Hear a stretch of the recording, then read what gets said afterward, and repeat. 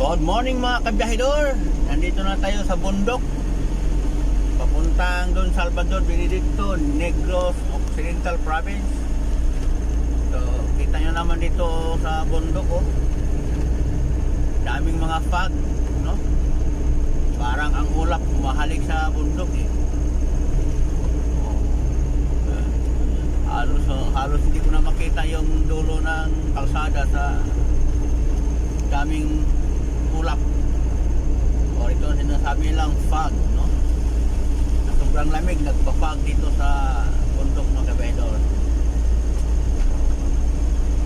Ano na tayo, paakit na tayo sa kabundukan ng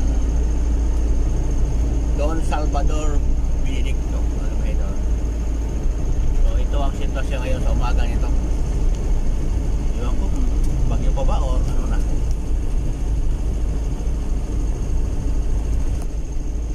Na puro puti yung ano natin paligid mga kabiyahidor.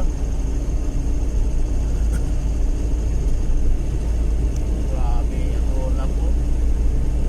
Yung mga bundok sa dulo hindi ko na makita, puro na lang ulap. Ganito kabiyahidor